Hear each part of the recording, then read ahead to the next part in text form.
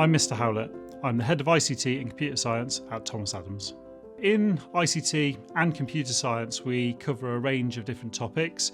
So we like to cover both parts of the subject. So in ICT, we'll cover various topics such as web development, use of digital communications technology.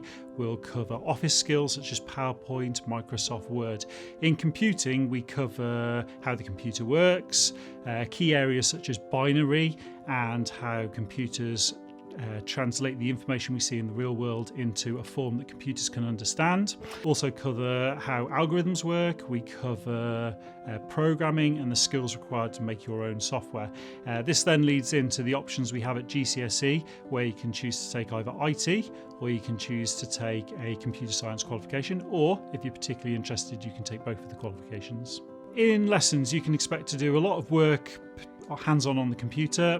There are times when we'll do more theoretical work, so when we're covering areas such as how a computer works, how binary works, etc., you can expect to sometimes work on paper, because that's the best way to tackle the problems that we're looking at. There are a lot of times when you'll be working on a computer. If you're making your own website, you might find that some of the lesson you're spent designing that website, mocking it up on paper, and then you'll take that design and carry it out on the computer to produce your final website that you'll end up making in class. The ICT GCSE is OCR iMedia, so it's a very hands-on course. It's actually 75% coursework, 25% exam.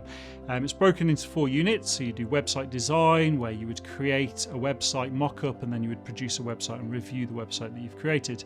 There's a unit on graphics, so that's primarily using Photoshop to create your own digital graphics. So that could be, for example, making a magazine cover or a book cover. There's a unit on multimedia production, so that's creating your own videos, your own sounds, and then ultimately combining them together to create a finished article. And then the final part is worth 25%, and that's an exam. So that's based on the theory of pre-production. So that's creating things like storyboards, visualization diagrams, mind maps to mock up the practical work that you would then produce in class on the computers. I've been teaching here for 15 years.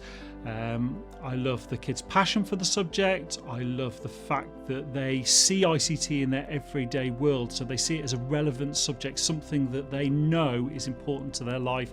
I love the fact they come into class asking questions about things they've seen in the real world to do with technology, and they're always wanting to know more about the subject in terms of how does this work, how is this going to affect us in the future, is it realistic that one day robots will take over the world?